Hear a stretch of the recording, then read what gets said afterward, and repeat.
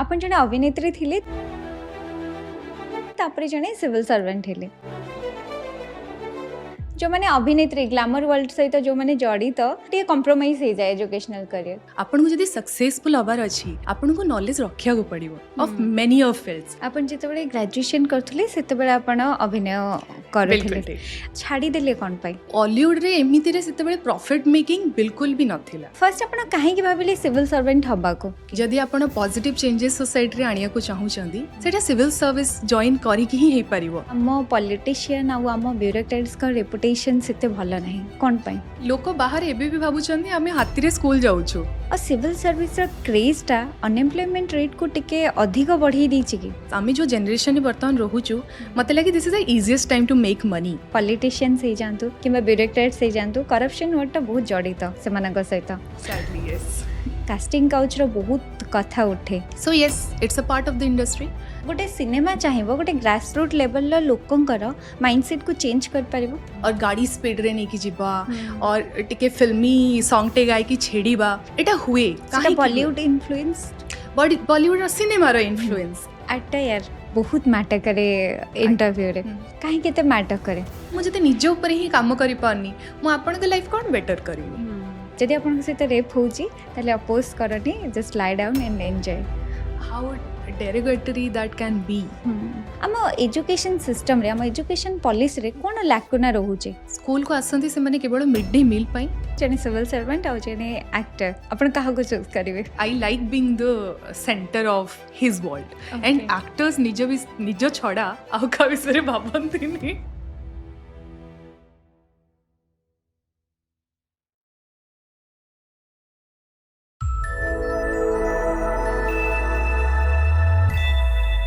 नमस्कार वंदना जी। नमस्कार। Best in Odisha को आपन को स्वागत। Thank you so much for inviting. First तो मोटे कॉम्प्लीमेंट देबे आपन बहुत सुंदर देखा जाय छ। Thank you so much. आपन जने अभिनेत्री एबे लोक माने कंफ्यूज होइछबे मु जने अभिनेत्री का सहित कथा होची ना जने सिविल सर्वेंट का सहित कथा होची आपन जने अभिनेत्री थिले तापरे जने सिविल सर्वेंट हेले गोटे हम स्पेशली ओडिशा इंडियन सोसाइटी रो गोटे माइंडसेट थाए कि जो माने अभिनेत्री ग्लैमर वर्ल्ड सहित जो माने जड़ित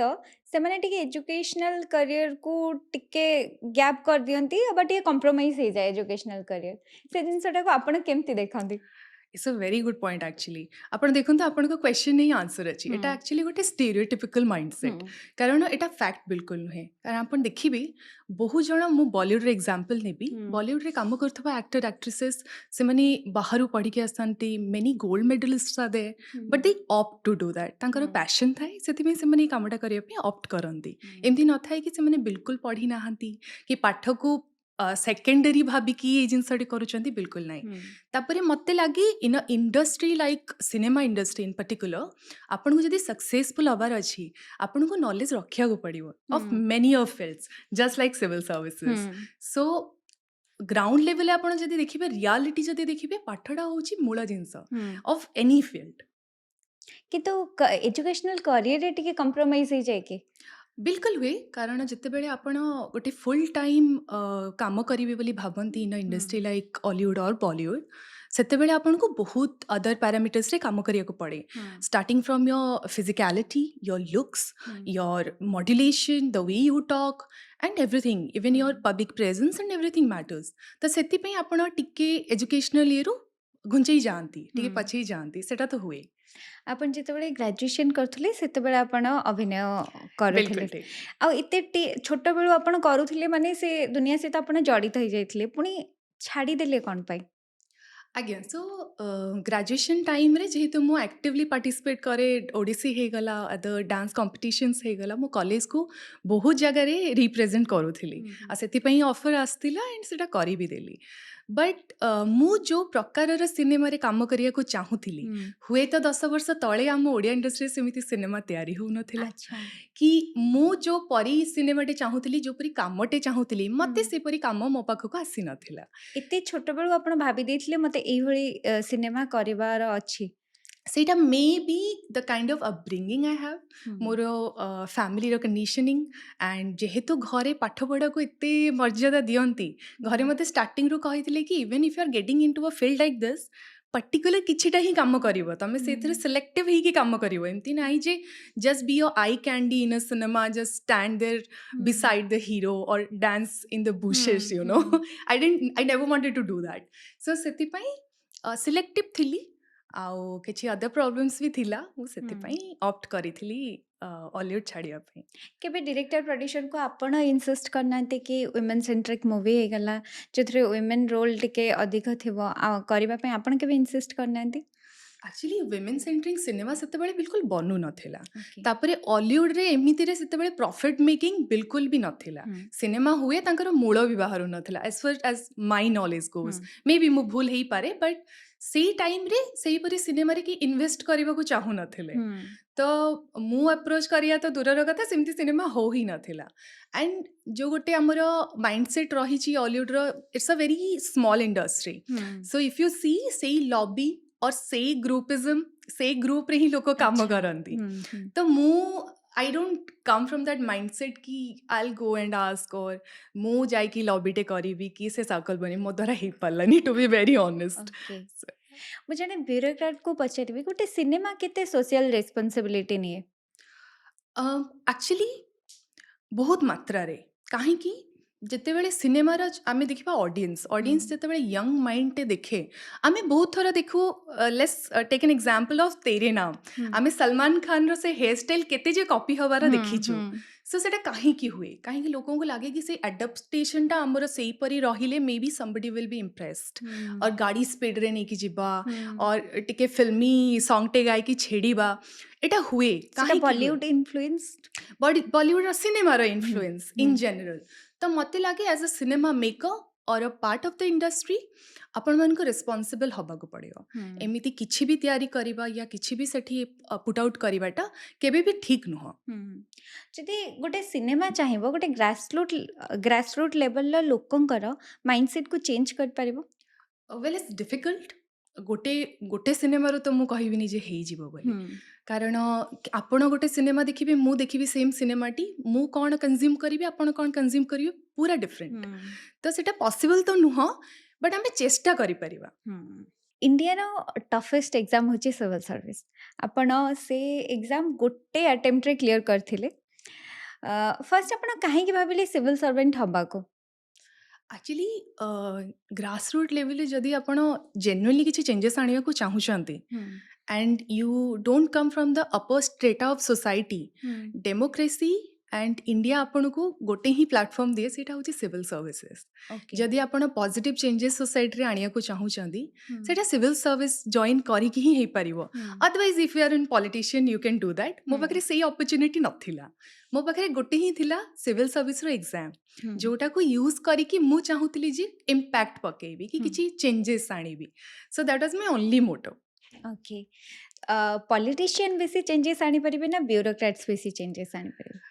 See, it's like two sides of the same coin. Why hmm, I say that? जणे policy maker, the hmm, politicians, and हुँ, आमे policy implement करू हुँ, as a bureaucrat, as a hmm, civil servant. So जदि policy making रे ही गलती रहिबो आपण चेष्टा कले भी आपण से जिंसटा को पहुंचै परिबे नाही हुँ, तो दी जण जाको हैंड इन हैंड काम कले ही गोटे जिंसटी 100% इफेक्टिव हेई पारे हुँ, जो पूरा लास्ट नीडी लोक पर्यंत आमे पहुंची पारू हुँ, कारण आमे चाहिए ही आमे जानिछु ग्रासरूट लेवल आमे काम करूछु आमे जानिछु जे को गाँ रे को प्रॉब्लम अछि से लोकटीर नीड टी कोन आमे से हुँ, को पर्टिकुलर स्कीम टा को नेकी ता पकरे पहुंचेले से प्रॉब्लम टा सॉल्व हे परिवो हुँ। तो हैंड इन हैंड काम करिया को पड़े ନିଶ୍ଚିତ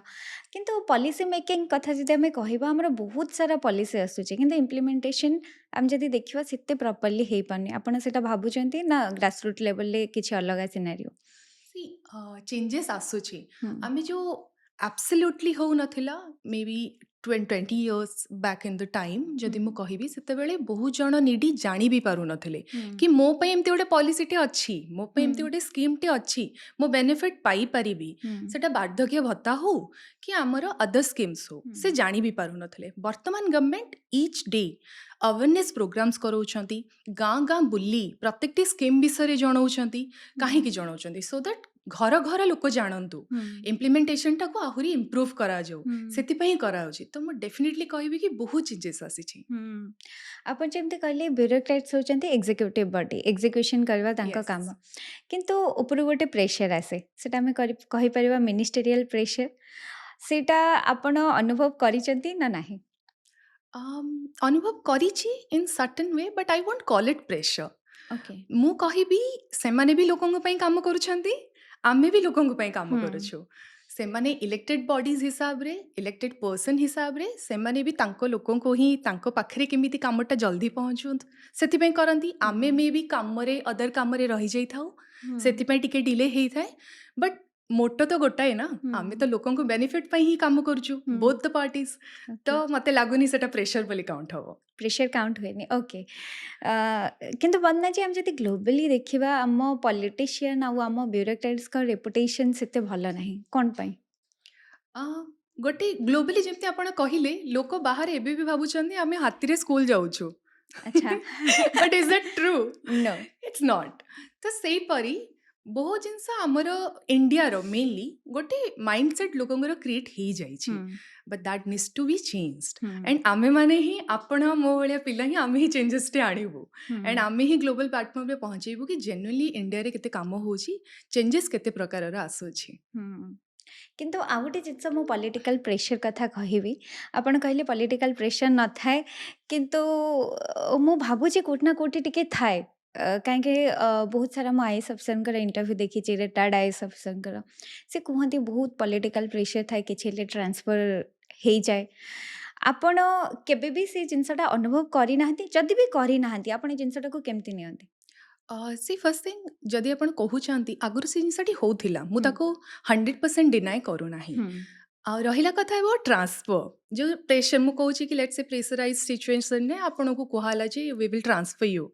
ମୁଁ ଏଇନା 30 ଇୟର୍ସ ସର୍ଭିସରେ ରହିବି ଟ୍ରାନ୍ସଫରକୁ ଡରିଲେ ଆପଣ କାମ କରିପାରିବେ କି ବିଲକୁଲ ନାହିଁ ସୋ ଟ୍ରାନ୍ସଫର ହେଉଛି ଗୋଟେ ସିଭିଲ୍ ସର୍ଭେଣ୍ଟର ମାନେ everyday cup of tea so you shouldn't be scared of it at all ଆଉ ରହିଲା କଥା ପ୍ରେସରାଇଜ ସିଚୁଏସନ୍ ମୁଁ ଯେମିତି କହିଲି ମୋଟୋ ଯଦି ସେମ୍ ଆମେ ଯଦି ବେନିଫିଟ୍ ଅଫ୍ ପିପଲ୍ ପାଇଁ କାମ କରୁଛେ ତାହେଲେ ଇଟ୍ସ ଫାଇନ୍ ମୋଷ୍ଟ ୱେଲକମ୍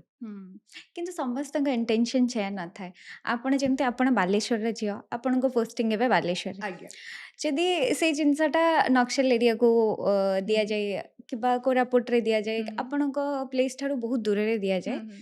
ସେତେବେଳେ ଆପଣଙ୍କୁ ଟିକେ ଆପଣ କମ୍ଫର୍ଟ ଜୋନ୍ରୁ ଟିକେ ବାହାରି ଯିବେ ସେଠି ଆପଣ କମ୍ପ୍ରମାଇଜ୍ ସେଇଠି ଆପଣ ନୁହନ୍ତି ବହୁତ ସାରା ବ୍ୟୁରୋକ୍ରାଟ୍ସ କମ୍ପ୍ରମାଇଜ୍ କରିଦିଅନ୍ତି କି ଏଇସବୁ କ୍ଷେତ୍ରରେ ମୁଁ ପର୍ସନାଲି ହିଁ କମେଣ୍ଟ କରିପାରିବି ଯେମିତିକି ଆପଣ କହିଲେ କି ଲେଟ୍ ସେ ମୋତେ କେବିକେ ଏରିଆକୁ କାଲିକି ଟ୍ରାନ୍ସଫର କରିଦିଆହେଲା ଫର୍ ହ୍ୱାଟ୍ ଏଭର୍ ରିଜନ୍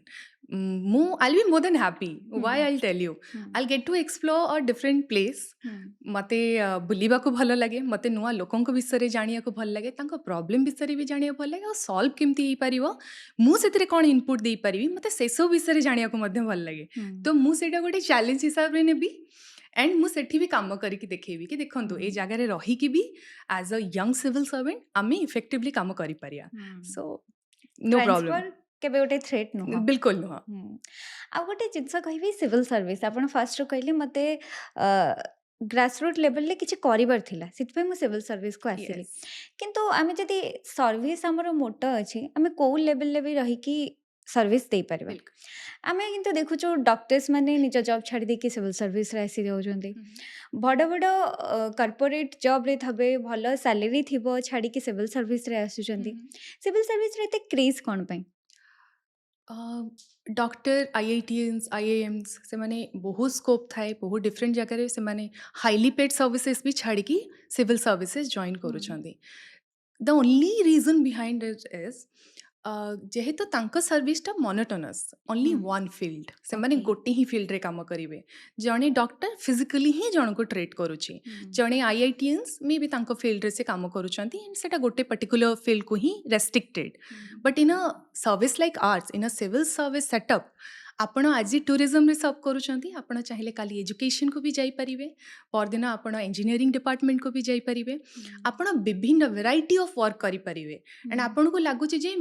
ମୋର କଲିଂ ଅଛି ଇନ୍ ଅ ପର୍ଟିକୁଲାର ଫିଲ୍ଡ, ମୁଁ ସେଇ ଫିଲ୍ଡରେ ଗଲେ ମେ ବି ଗଭର୍ଣ୍ଣମେଣ୍ଟ ପାଇଁ ଆହୁରି ବେଟର ରେଭିନ୍ୟୁ ଜେନେରେଟ୍ କରିପାରିବି, ଲୋକଙ୍କ ପାଖକୁ ଆହୁରି ପହଞ୍ଚି ପାରିବି, ମୁଁ ଆହୁରି ସ୍କିମ୍ଟିକୁ ବେଟର ୱେରେ ଇମ୍ପ୍ଲିମେଣ୍ଟ କରିପାରିବି। So there are various departments for that. ତ ମୋତେ ଲାଗୁଛି that is a main reason. ଆଉ ଗୋଟେ ଜିନିଷ ମନେ ଅଛି ମୁଁ କହିବି, ଆମର ଅନଏମ୍ପ୍ଲୟମେଣ୍ଟ ରେଟ୍ ବହୁତ ଅଧିକ। ଆଉ ସିଭିଲ୍ ସର୍ଭିସର କ୍ରେଜ୍ଟା ଅନଏମ୍ପ୍ଲୟମେଣ୍ଟ ରେଟ୍କୁ ଟିକେ ଅଧିକ ବଢ଼େଇ ଦେଇଛି କି? In a way, yes, I would agree to that. କାହିଁକି ବହୁତ ପିଲା ଭୁଲ କରନ୍ତି, ସେମାନେ ବର୍ଷ ବର୍ଷ ଦେଇ ଦିଅନ୍ତି ଗୋଟେ ଜିନିଷ ପଛରେ। ମୁଁ କିନ୍ତୁ ଟିକେ ଡିଫରେଣ୍ଟ ମୋଟୋ ରଖେ। ମୋ କହିବା କଥା ହୁଏ ଯେ ଆପଣ ମ୍ୟାକ୍ସିମମ୍ 2 or 3 years ଦିଅନ୍ତୁ ସର୍ଭିସ୍ ପାଇଁ, ଯଦି ଆପଣ ପ୍ରିପାରେସନ୍ ପାଇଁ, ଯଦି ତା ଭିତରେ କ୍ଲିଅର ହେଇଯାଉଛି ବହୁତ ବଢ଼ିଆ, ନହେଲେ ଜଷ୍ଟ ସ୍ୱିଚ୍। କାରଣ in a time like ours, ଆମେ ଯେଉଁ ଜେନେରେସନରେ ବର୍ତ୍ତମାନ ରହୁଛୁ, ମୋତେ ଲାଗେ this is the easiest time to make money or to be employed, है ना। So there are various opportunities. तो गोटे जगह स्टिक करके जो अनएम्प्लॉयमेंट रेशियो बढ़िया किसी जरूरी नहीं। एंड सिविल सर्विसटा ही लाइफ रो गोटे ही मोटो को मानिबाटा भी भूल। There are various platforms and many opportunities are there. ଯଦି ଆମେ ସିଭିଲ୍ ସର୍ଭିସ୍ ଆସ୍ପିରାଣ୍ଟସ୍ ମାନଙ୍କୁ ପଚାରିବା କି ଆପଣ କାହିଁକି ସିଭିଲ୍ ସର୍ଭିସ୍ ପର୍ସ୍ୟୁ କରିବାକୁ ଚାହୁଁଛନ୍ତି, ଫର୍ମାଲି ସମସ୍ତେ ଆନ୍ସର୍ ଦେବେ କି ଆମେ ସର୍ଭିସ୍ କରିବାକୁ ଚାହୁଁଛୁ ଗ୍ରାଉଣ୍ଡ ଲେଭେଲରେ, ସେଥିପାଇଁ ଆମେ ସିଭିଲ୍ ସର୍ଭିସ୍ ପର୍ସ୍ୟୁ କରିବାକୁ ଚାହୁଁଛୁ। କିନ୍ତୁ କେଉଁଠି ନା କେଉଁଠି ଗୋଟେ ପର୍ସନାଲ୍ ଇଣ୍ଟରେଷ୍ଟ ଜଡ଼ିତ ଥାଏ କି ମୁଁ ପାୱାର ପାଇବି, ଗୋଟେ ପୋଜିସନ୍ ପାଇବି, ସୋସାଇଟିରେ ଗୋଟେ ରେସ୍ପେକ୍ଟ ପାଇବି, ମୋ ଫ୍ୟାମିଲିକୁ ରେସ୍ପେକ୍ଟ ମିଳିବ, ସେଇଟା ଆଗକୁ ଲିଡ୍ କରେ କି ସିଭିଲ୍ ସର୍ଭିସରେ ଫେଲୁଅର୍ ହେବାରେ। ଯଦି ବି ସେମାନେ ସିଭିଲ୍ ସର୍ଭିସ୍ କ୍ରାକ୍ କରୁଛନ୍ତି, ସେଇଟା କରପ୍ସନକୁ ଲିଡ୍ କରେ କି? To clear an examination like civil services, your whys कौन पाई that has to be very very clear. এটা overnight ଆପଣ achieve କରି ପାରିବେନି। it's a marathon. ଗୋଟେ ବର୍ଷ 2 ବର୍ଷ, many people give like 5-6 years of their life. ତ ସେଇଟା ଆପଣ ଏଇ ଯେଉଁ false narratives କି ନେମ୍ଟେ ଆସିଯିବ କି ମୋର ପାୱାର ଆସିଯିବ, ସେଥିପାଇଁ କେବେ ବି ଏତେ ଡେଡିକେଟେଡଲି କେହି ପଢ଼ି ପାରନ୍ତିନି କି ଲଙ୍ଗ ଟର୍ମରେ ଆପଣଙ୍କୁ ସେଇଟା ସମ୍ବନ୍ଧ କରିବ ନାହିଁ। ତ ଯେଉଁମାନଙ୍କର ୱାଇଜ୍ କ୍ଲିଅର ଥାଏ କି ମୁଁ ଏଇ ପୋଜିସନକୁ କାହିଁକି ଯିବାକୁ ଚାହୁଁଛି, ଆଣ୍ଡ ଲଙ୍ଗ ଟର୍ମରେ ଆପଣଙ୍କୁ କାମ ହିଁ କରିବାକୁ ପଡ଼େ, ନହେଲେ ଆପଣ ସର୍ଭାଇଭ୍ ବି କରିପାରିବେନି। You might clear the examination, but ଆପଣ ସର୍ଭାଇଭ୍ ମଧ୍ୟ କରିପାରିବେନି। କାରଣ ଅଲ୍ଟିମେଟଲି ଆପଣଙ୍କୁ କାମ କରିବାକୁ ପଡ଼ିବ, ଆପଣଙ୍କ ଲୋକଙ୍କ ପାଇଁ ହିଁ କାମ କରିବାକୁ ପଡ଼ିବ। ସୋ ସେଥିପାଇଁ ଯେତେ ବି ଅଦର ପାରାମିଟର୍ସ ମେ ବି ଆପଣ ଭାବିଥାଇ ପାରନ୍ତି, the ultimate goal, the actual thing ଯେଉଁଟା ଆପଣଙ୍କୁ ସାହାଯ୍ୟ କରେ to be a good civil servant or to survive in this field, ସେଇଟା ହେଉଛି ସର୍ଭିସ୍। ଓକେ, ସିଭିଲ୍ ସର୍ଭିସ୍ ଆଉ ପାୱାର, ଏଇ ଦୁଇଟାକୁ ଆପଣ କେମିତି ଦେଖନ୍ତି? ମୁଁ ତାକୁ ଆଉ ଟିକେ ଡିଫରେଣ୍ଟଲି ଫ୍ରେମ୍ କରିବି, responsibility and power. Okay, it goes hand in hand. କାରଣ ଯେଉଁଠି ରେସ୍ପନ୍ସିବିଲିଟି ଅଛି ସେଇଠି ହିଁ ଅଥରିଟି ଓ ସେଇଠି ହିଁ ପାୱାର ଆସେ। ମୋ ପାଖରେ ସେ ରେସ୍ପନ୍ସିବିଲିଟି ଅଛି ଯେ ମୁଁ ଏଟାକୁ କ୍ଲିୟର କରିପାରିବି। ଯଦି ମୁଁ କରିପାରୁଛି, ଦ୍ୟାଟ୍ ଗିଭ୍ସ ମି ଦ୍ୟାଟ୍ ପାୱାର। ଯଦି ମୁଁ କରିପାରୁନି, ସେ କେତେ ବଡ଼ ପୋଷ୍ଟରେ ଥିଲେ ବି ସେ ପାୱାରଲେସ୍। କରପ୍ସନ୍ ଆମ ପଲିଟିସିଆନ୍ସ ହେଇଯାଆନ୍ତୁ କିମ୍ବା ବ୍ୟୁରୋକ୍ରାଟ୍ସ ହେଇଯାଆନ୍ତୁ, କରପ୍ସନ୍ ୱାର୍ଡଟା ବହୁତ ଜଡ଼ିତ ସେମାନଙ୍କ ସହିତ। Sadly, yes. କେମିତି ଆପଣ ଭାବନ୍ତି କରପ୍ସନ୍ଟା କେମିତି କମିବ ଆମ ଇଣ୍ଡିଆରେ? କରପ୍ସନ୍, ଆବସଲ୍ୟୁଟ୍ କରପ୍ସନ୍ ଯେଉଁଟା ଆଗରୁ ରହିଥିଲା, ସେଇଟା ବହୁତ ମାତ୍ରାରେ କମିଛି। କାହିଁକି? With the introduction of technology. ଯେହେତୁ ଟେକ୍ନୋଲୋଜି ସହିତ ଟ୍ରାନ୍ସପେରେନ୍ସି ବେଟର୍ ହେଉଛି, ଆମର ଏବେ ପ୍ରତ୍ୟେକଟି ଜିନିଷ ଅନଲାଇନ୍ରେ ହେଉଛି। ଜଣେ ଅଫିସର, ମୁଁ ଗୋଟେ ଏକ୍ଜାମ୍ପଲ୍ ଦେବାକୁ ଚାହିଁବି, ତହସିଲର ଗୋଟେ କାମ ଏବେ ହେଇଯାଇଛି, ଯଦି 7 ଦିନ ଭିତରେ ସେ ଅଫିସର ନିଜେ ତାକୁ ଆକ୍ସେପ୍ଟ ୟା ଆପ୍ରୁଭ୍ କରୁନାହାନ୍ତି, ସେଇଟା ଅଟୋ ଆପ୍ରୁଭ୍ ବୋଲି କନସିଡର କରାଯାଉଛି। ତାହେଲେ ଆପଣଙ୍କୁ ଫିଜିକାଲି ଅଫିସ୍ ବି ଯିବାକୁ ପଡ଼ୁନି, ତ କରପ୍ସନ୍ର ସ୍କୋପ୍ ହିଁ ନାହିଁ, ଯେଉଁଟା अर्लियर ହେଉଥିଲା। ସୋ ଏବେ ଧୀରେ ଧୀରେ ଗଭର୍ଣ୍ଣମେଣ୍ଟ ପୁରା ପେପରଲେସ୍ ଆଡ଼କୁ ଯାଉଛନ୍ତି କି ବିଲକୁଲ ହିଁ ଆଉ ଆମେ ହାର୍ଡ଼ କପିଜ୍ରେ କାମ ହେବ ନାହିଁ, କାହାକୁ ଫିଜିକାଲି ଯିବାକୁ ପଡ଼ିବ ନାହିଁ, ତ କରପ୍ସନ୍ ନିଶ୍ଚିତ କମିବ। ତ technology in every field possible, ସେଇଟା ହେବା ଦ୍ୱାରା ହିଁ ଆମେ କରପ୍ସନ୍କୁ ପୁରା ହଟେଇ ପାରିବୁ। ବ୍ୟୁରୋକ୍ରାଟ୍ସ ମାନେ କରପ୍ସନ୍କୁ କାହିଁକି ଚାହାନ୍ତି? କ'ଣ ରିଜନ୍ ଥାଏ ତା ପଛରେ? See there are many things to that. କାହିଁକି ଆମେ ଆଗରୁ ଯେମିତି ମୁଁ କହିଲି 50 years ବ୍ୟାକ୍ କରପ୍ସନ୍ ହେଉଥିଲା, ବଟ୍ ବର୍ତ୍ତମାନ କରପ୍ସନ୍ ବହୁତ ମାତ୍ରାରେ କମିଛି। ଆଣ୍ଡ ଏବେ ଆମର ସାଲେରୀ ବି better, and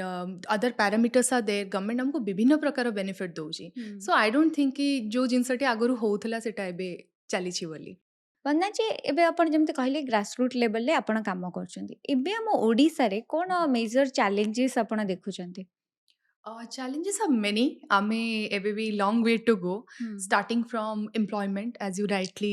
pointed out hmm poverty ଆଉ education हम्म ए तीनटा एरियाज रे हमको आहुरी बहुत काम करिया पड़ियो एज ए वुमेन आपण एबे कोन देखुछंती सिविल सर्विस रे वुमेन बेस्ड इशू आउ किछ अछि कि women based issues तो नहीं बट मु बहुत सेटा मात्रा सॉरी मु टिके करेक्ट रिफ्रेश करियो करियो चाहिबी वुमेन बेस्ड चैलेंजेस आउ कोन अछि आपनका सर्विस रे सिविल सर्विस रे as an officer as an officer नो ମୁଁ ଆକ୍ଚୁଆଲି ସର୍ଭିସଟିକୁ ଜେଣ୍ଡର ସ୍ପେସିଫିକ୍ ୱେରେ ଦେଖିପାରୁନି କାହିଁକି ଏଜ୍ ଅ ୱିମେନ୍ ମୁଁ ସବୁବେଳେ କନସିଡର କରେ କି वी आर ଷ୍ଟ୍ରଙ୍ଗର କାହିଁକି ବିକଜ ଇନ୍ ଅ ସର୍ଭିସ ଲାଇକ୍ ଆୱାର୍ସ ନା ଆମକୁ ଏମ୍ପଥି और सिंपथी सहित काम କରିବାକୁ ପଡ଼େ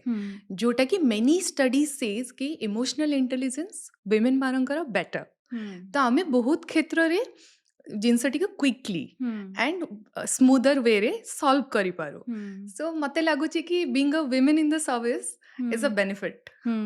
अब जमी कहले वुमेन मानकर इमोशनल इंटेलिजेंस अधिक जदि आम करेन्ट सिविल सर्विस सिनेरियो देखा बुक नॉलेजटा बेसी दरकार ना ग्रासरूट लेवल सेंसिटिविटीटा बेसी दरकार it's a mix of all आपण को ऑब्जर्वेंट भी हबाक पड़ो आपण को जानिया को पड़ो जे वर्ल्ड रे कौन चली आम सराउंडिंग रे कौन चली एट द सेम टाइम आपण को बुकिश नॉलेज भी रखिया को पड़ो ता बिना आपण पारिबे नाही किंतु Okay. प्रैक्टिकल नॉलेज पई आपण जेते इंटरेक्ट करिवे आपण को एरिया रो लोकन सहित मिसिबे सेते आपण जानि परिबे जे एक्चुअली कोन प्रॉब्लम रहूची आमी सेटा को बुकिश नॉलेज यूज करके ही सॉल्व करिवो so it's a mix of all okay आपण दीटा अलग अलग फिल्ड रे काम करछन गोटे सिविल सर्विस आ गोटे ग्लैमर वर्ल्ड बा ओडिया फिल्म इंडस्ट्री हमें कहि परिबा जेमति आपण कहले कि जदि हम सिविल सर्विस रे देखिबा वुमेन बेस्ड चैलेंजेस बेसी किछ नाही कि जदि फिल्म इंडस्ट्री देखिबा सेथिरे वुमेन बेस्ड चैलेंजेस अछि कि नाही आ गोटे जिंस कास्टिंग काउच रो बहुत कथा उठे सेटा आपण केबे फेस करिसेंती नै कारण आपण बहुत छोट बेलू से इंडस्ट्री को जाइथिले women based challenges in the industry आज भी बहुत रही कारण आपण मेनी अ टाइम्स मो एक्सपीरियंस रो कहूची आपण सेट रे देखिबे जे हार्डली के विमेन थिबे apart from the leading lady or आउ गोटे कि एक्टर जदि कौन से दिन थिबे अदरवाइज आपण देखिबे the entire team is male dominated and सेठी जोक्स क्रैक हुए आउ सेठी ही एनवायरमेंट एते चैलेंजिंग कर दियंती से झियो पई जे काम करियाटा बहुत टाइम रे चैलेंजिंग हेई पड़े ठीक अच्छे कारण आपन को मेंटल स्टेबिलिटी टा भी बहुत important to work in a industry like cinema industry और रहिला अपन पचाले अबाउट कास्टिंग काउच और लॉबी और यू नो राति रे कॉल करी कि हैरान करिबा मु दो डायरेक्टली ये सब केबे फेस करी नाही बट मु जानी छी क्लोज एंड पर्सनल निज सांग माने जो माने एक्टिवली एबे भी काम करूछंती एबे रिसेंटली से माने समस्या सेटा पॉइंट आउट करिथिले ना नेबिनी बट से माने मीडिया रे भी आसीथिले एंड से माने बहु जन को विषय रे कहि भी थिले सामने रे so yes it's a part of the industry तो मु सबु झियो को कहबी जो माने भी ए इंडस्ट्री काम करूछंती के आगो को करिया पई चाहूछंती बिल्कुल डरिवेनी एसबू जो माने ये सब जिनस करती से माने एक्चुअली क्रिएटिव पर्सन नुहंती कारण जो माने क्रिएटिवली काम करिया पई चाहंती से माने आपन को कास्टिंग काउच पे डाकिबेनी कि आपन को राति अधरे कॉल करके डिनर टे पे डाकिबेनी से माने आपन को ऑडिशन टे पे डाकी पारंती बट ए सब जिनस पई नुह so be upfront about it be brave आपन संग रखंतु आउ शेयर करंतु से फैमिली मेंबर टे न हेले भी जदि लोकली आपणकर किए सांगसाथी अच्छे पाखु पहुँचतु ना मो भाया सिविल सर्वेंट्स आम अवेलेबल अच्छु if nowhere else social media reach out करंतु ओके डरंतु नहीं ଯେତେବେଳେ ଜଣେ କାଷ୍ଟିଂ କାଉଚରେ ଶିକାର ହୁଏ ଯଦି ଜଣେ ସିଭିଲ ସର୍ଭେଣ୍ଟକୁ ଜଣାଉଛି ତାପରେ ଷ୍ଟ୍ରିପ୍ କ'ଣ ନିଆଯାଏ लीगली आप जाइपारे एंड तार प्लाटफर्मस ही रही एंड दो से माने क्रिएटिव फील्ड रे काम करूचंती तांकर से माने ऑर्गेनाइज्ड इंडस्ट्री नुह तो सेति तांको रूल्स रेगुलेशंस किछि नाही बट एबे गवर्नमेंट ता ऊपर मध्य काम करूची and very soon I am hoping कि सही रिगार्डिंग रूल्स आसो एंड आम सिविल सर्वेंट्स को रीच आउट कले we are more than happy to help okay. जदि सिविल सर्वेंट्स माने कोठी हैरास हेले वुमेन सिविल सर्वेंट्स ହୁଁ ହୁଁ माने ता पई कोन लॉज रही? ପଶ୍ ଆମର पॉस। ୟେସ୍ ଲ ओके। ଆଣ୍ଡ ତା ବେସିସ୍ରେ ଆମର ଇଚ୍ ଗଭର୍ଣ୍ଣମେଣ୍ଟ ଏଷ୍ଟାବ୍ଲିଶମେଣ୍ଟରେ हुँ, ଗୋଟେ ଟିମ୍ ରହୁଛି ଯାହାର head of the committee is a women hmm, always no matter ଯଦି ଆପଣଙ୍କର ହେଡ୍ ଅଫ୍ ଦ ଅଫିସ୍ हुँ, ଯିଏ ସିଏ ଯଦି ମେଲ୍ ଅଛନ୍ତି ତାଙ୍କର ସେକେଣ୍ଡ ମୋଷ୍ଟ ପୋଜିସନରେ ଯିଏ ଅଛନ୍ତି if she is a women हुँ, she will be the head of the committee okay. Okay and आम से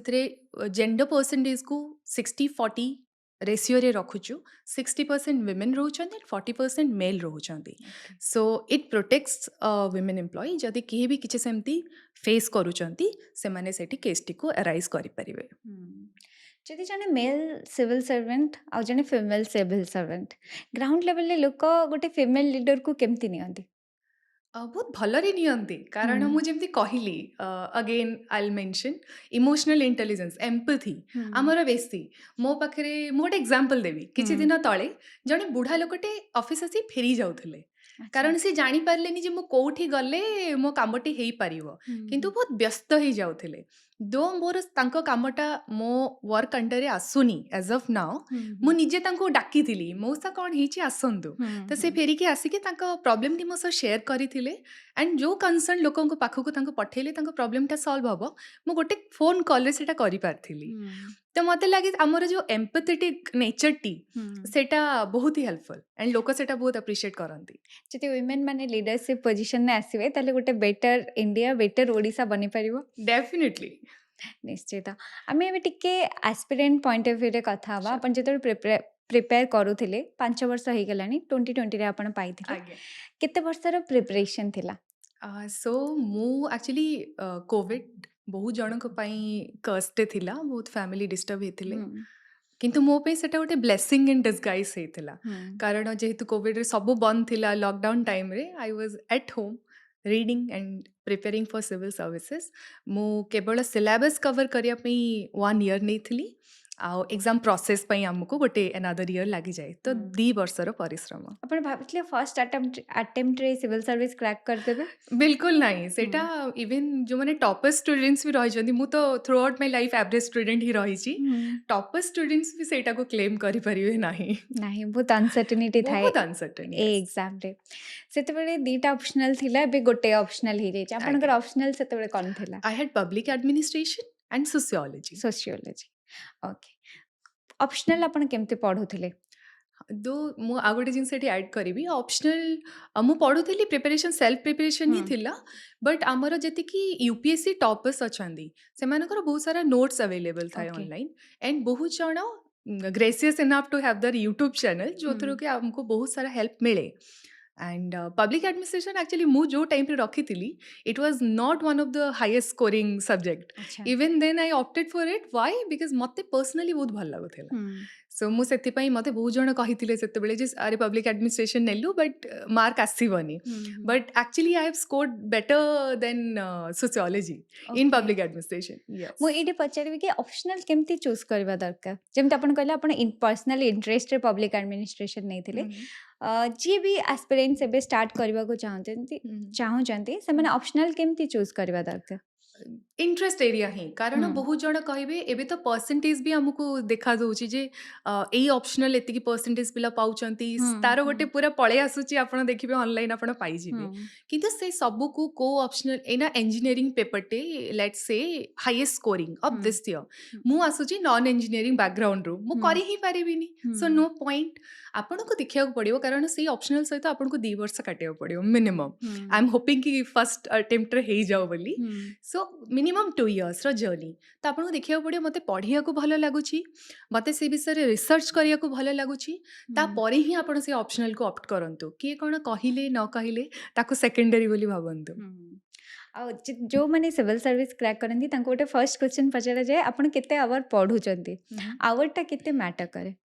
ମ୍ୟାଟର କରେ ସେଟା କୋଉ ୱେରେ ମ୍ୟାଟର କରେ ଯେତେବେଳେ ଆମର ଏକ୍ଜାମଟା ପାଖକୁ ପାଖକୁ ଆସେ ହୁଁ ଆପଣ ଯଦି ଜଣେ ସିରିୟସ୍ ଆସ୍ପିରେଣ୍ଟ ଅଟୋମେଟିକଲି ଟାଇମଟି ବଢ଼ିଯାଏ ହୁଁ ସୋ ଏମିତି ନାହିଁ ଯେ ପର୍ଟିକୁଲାର 10 ଘଣ୍ଟା ମୁଁ 10 ଘଣ୍ଟା ବସିବି ବୁକ୍ଟିକୁ ଅନେଇବି ପାଠ ପଢ଼ିବିନି ସେ କ'ଣ ମୁଣ୍ଡକୁ ଯିବ କିଛି ହୁଁ ଯିବ ନାହିଁ ସେଥିପାଇଁ ଏଫିସିଏନ୍ସିଟା ବେଶୀ ମ୍ୟାଟର କରେ ହୁଁ କିନ୍ତୁ ଆୱାର୍ସଟାକୁ କାହିଁକି ଲୋକ ଏତେ ହାଇଲାଇଟ୍ କରିଦେଇଛନ୍ତି କାରଣ ବହୁତ ହି ଭାଷ୍ଟ ସିଲାବସ୍ ହୁଁ ତ ଅଟୋମେଟିକଲି ଗ୍ରାଜୁଆଲି ସେ ଟାଇମିଂଟା ଆମର ବଢ଼ିଥାଏ ହୁଁ ଯଦି ମୁଁ ଏବେ ପଚାରିବାକୁ ଚାହିଁବି 5 ବର୍ଷ ତଳର କଥା ଆପଣ ଜିଏସ୍କୁ କେତେ ଟାଇମ୍ ଦେଉଥିଲେ ଅପସନାଲ୍କୁ କେତେ ଟାଇମ୍ ଦେଉଥିଲେ ଆଉ ଯଦି ଆପଣଙ୍କର ମନେ ଥିବ ମାନେ ଅଛି ସେତେବେଳେ ୱେଟେଜ୍ ଆକ୍ଚୁଆଲି ଅପସନାଲଟା ବେଶୀ ଥିଲା ହୁଁ ବର୍ତ୍ତମାନ ଯେମିତି ସିଲାବସ୍ ଆମର ୟୁପିଏସସି ପ୍ୟାଟର୍ନ ହେଇଗଲାଣି ହୁଁ ବର୍ତ୍ତମାନ ଜିଏସ୍ର ପ୍ୟାଟର୍ନ ୱେଟେଜ୍ ଅଧିକା ରହୁଛି 4ଟା ଜିଏସ୍ ପେପର ରହୁଛି ଗୋଟେ ଅପସନାଲ ରହୁଛି ଆମ ଟାଇମରେ ଅପସନାଲ 2ଟା ରହୁଥିଲା ଆଣ୍ଡ ଜିଏସ୍ ପେପର 2ଟା ରହୁଥିଲା ହୁଁ ତ ସେଥିପାଇଁ ଆମେ ଅପସନାଲକୁ ବେଶୀ ଟାଇମ୍ ଦେଇଦେଲେ ଆମର ସ୍କୋରିଂଟା ଟିକେ ହାୟର ହେଉଥିଲା ତ ସେଥିପାଇଁ ମୁଁ ଅପସନାଲକୁ ହିଁ ବେଶୀ ଟାଇମ୍ ଦେଇଥିଲି ବେଶୀ ଫର୍ ଟାଇମ୍ ମେନ୍ସ ଦେଇଥିଲେ ଆଜ୍ଞା ଆଉ ମୁଁ ପଚାରିବି ଆପଣଙ୍କ ପଢ଼ିବାର ଷ୍ଟ୍ରାଟେଜି କ'ଣ ଥିଲା ଯେଉଁଟାକି ଆପଣଙ୍କୁ ହେଲ୍ପ କଲା ଗୋଟେ ଥରରେ କ୍ରାକ୍ କରିବା ପାଇଁ ମୁଁ ଆକ୍ଚୁଆଲି ମୋର ଯେଉଁଟା ଷ୍ଟ୍ରଙ୍ଗ ଏରିଆ ମୁଁ ତାକୁ ଷ୍ଟ୍ରଙ୍ଗର କରିଥିଲି ହୁଁ କାରଣ ଏଥିରେ ଆପଣଙ୍କୁ ଅପରଚ୍ୟୁନିଟି ମିଳେ ପ୍ରିଲିମ୍ସରେ ବି it's a qualifying exam in nature ହୁଁ ଆପଣଙ୍କୁ 100 ଆଉଟ୍ ଅଫ୍ 100 ସ୍କୋର କରିବାର ନାହିଁ ହୁଁ ତ ସ୍ମାର୍ଟ ୱାର୍କ ଟିକେ କରିବାକୁ ପଡ଼େ ପଢ଼େ ଆଉ ଲକ୍ ତ ଆଉ ଭଗବାନଙ୍କର ଆଶୀର୍ବାଦ ଏ 3ଟା ଜିନିଷ ରହିଲେ ହିଁ ରାଙ୍କରେ ନାଁ ଆସେ ହୁଁ ସୋ ସେତେବେଳେ ମୁଁ ସ୍ମାର୍ଟ ୱାର୍କରେ ବେଶୀ ବିଲିଭ୍ କରିଥିଲି ହୁଁ ଯେଉଁ ଫର୍ ଏକ୍ଜାମ୍ପଲ୍ ଇଣ୍ଡିଆନ୍ ପଲିଟି ମୋତେ ଇଣ୍ଡିଆନ୍ ପଲିଟି ବହୁତ ଭଲ ଲାଗେ ସେଥିପାଇଁ ମୁଁ ମେନ୍ସରେ ପବ୍ଲିକ୍ ଆଡମିନିଷ୍ଟ୍ରେସନ୍ ବି ନେଲି କାରଣ ହୁଁ ସିମିଲର ଜିନିଷ ମୁଁ ସେ ଆର୍ଟିକଲ୍ସ କୋଟ୍ କରିପାରିଥିଲି ଅଦର ଷ୍ଟଫ୍ସ ହୁଁ ତ ସେଇପରି ଯେଉଁଟା ଆପଣଙ୍କ ଷ୍ଟ୍ରଙ୍ଗ ଏରିଆ ମେକ୍ ଇଟ୍ ଇଭେନ୍ ଷ୍ଟ୍ରଙ୍ଗର ହୁଁ ୱିକ୍ ଯଦି କୌଣସି ବି ଜାଗାରେ ଅଛନ୍ତି ତାକୁ ଛାଡ଼ି ଦିଅନ୍ତୁ କାରଣ ଆଉ କ୍ୱେଶ୍ଚନ୍ସ ଅଛି ଆପଣ ହୁଁ ଚାହିଁଲେ ବି ସେଗୁଡ଼ାକ ଆଟେଣ୍ଡ କରିକି ମାର୍କସ୍ ଉଠେଇ ପାରିବେ ହୁଁ ଆଉ ଗୋଟେ ଜିନିଷ ମୁଁ ଗୋଟେ ଟପର୍ସଙ୍କର ଦେଖିଥିଲି ସେ କହିଲେ କି ସିଭିଲ୍ ସର୍ଭିସ୍ ବହୁତ ଭାଷ୍ଟ ସିଲାବସ୍ କ'ଣ ପଢ଼ିବାକୁ ହୁଏ ଯେତିକି ଇମ୍ପୋର୍ଟାଣ୍ଟ ନୁହେଁ ତାଠୁ ଅଧିକ ଇମ୍ପୋର୍ଟାଣ୍ଟ କ'ଣ ନ ପଢ଼ିବାକୁ ହୁଏ ସେ ଜିନିଷଟାକୁ ଆପଣ ପ୍ରାୟୋରିଟାଇଜ୍ କରିଥିଲେ କି it is so true why because ଆମେମାନେ ରହୁଛୁ in the age era of information ହୁଁ ଆପଣ ଗୁଗଲରେ ଗୋଟେ ଜିନିଷ ଟାଇପ୍ କଲେ ଆପଣଙ୍କୁ 50,000 ଲିଙ୍କ୍ସ ପଳେଇ ହୁଁ ଆସୁଛି ଆଉ ଟପର୍ସଙ୍କର ବି ଆଭେଲେବଲ୍ ଡିଫରେଣ୍ଟ କୋଚିଂ ସେଣ୍ଟର୍ସର ବି ଡେଟା ଆଭେଲେବଲ୍ ବଟ୍ ତା ଭିତରୁ କେଉଁଟା ଆପଣଙ୍କୁ ଭଲ ଲାଗୁଛି ହୁଁ କେଉଁଟା ମୋ ଏକ୍ଜାମ୍ ପଏଣ୍ଟ ଅଫ୍ ଭ୍ୟୁରୁ ମୋତେ ଆକ୍ଚୁଆଲି ହେଲ୍ପ କରିବ ଆଉ ଆର ଆଉ ଗୋଟେ ଫଣ୍ଡା ହେଉଛି keep your sources limited but revision multiple Times କରିବାକୁ ହୁଁ ପଡ଼ିବ ଗୋଟେ ସୋର୍ସ କିନ୍ତୁ ମଲ୍ଟିପଲ୍ ରିଭିଜନ୍ ସେଇଟା ହୁଁ ହେଉଛି ବେଷ୍ଟ ଫଣ୍ଡା ଟୁ କ୍ଲିୟର ଦିସ୍ ଏକ୍ଜାମ୍ ସେଇଟା ବହୁତ ଜଣ ଟପର ବି କହିଛନ୍ତି କୋଚିଂ କେତେ ହେଲ୍ପ କରେ ସିଭିଲ୍ ସର୍ଭିସ୍ କ୍ରାକ୍ କରିବାରେ ମୁଁ ସେଲ୍ଫ ପ୍ରିପାରେସନ୍ କରିଛି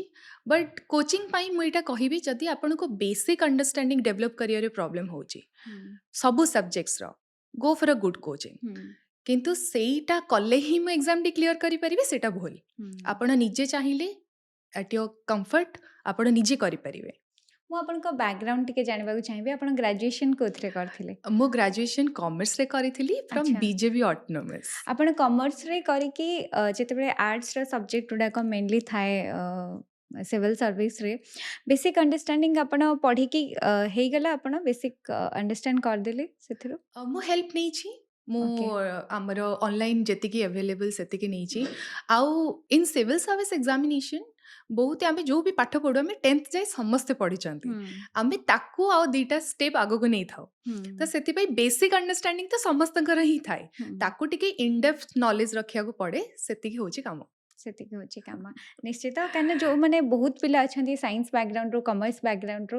ଟିକେ ଷ୍ଟାର୍ଟିଂରୁ ତାଙ୍କୁ ଟିକେ କଷ୍ଟ ଲାଗେ ଜିଓଗ୍ରାଫି ହେଇଗଲା ପଲିଟି ହେଇଗଲା ଇକୋନୋମିକ୍ସ ହେଇଗଲା ସେମାନେ କୋଚିଂର ହେଲ୍ପ ନେବା ଯେଉଁମାନେ ଆଫୋର୍ଡ କରିପାରୁନାହାନ୍ତି ସେମାନେ ନିଜେ ସେଲ୍ଫ ଷ୍ଟଡି କରିପାରିବେ ବିଲକୁଲ କରିପାରିବେ ହୁଁ ସେଲ୍ଫ ଷ୍ଟଡିଟା ଯଦି ମୁଁ କହିଲି ଯେମିତି ଅଣ୍ଡରଷ୍ଟାଣ୍ଡିଂ ଡେଭଲପ୍ ଯଦି ହେଇପାରୁଛି ହୁଁ ହୁଁ ସେଲ୍ଫ ଷ୍ଟଡି କରନ୍ତୁ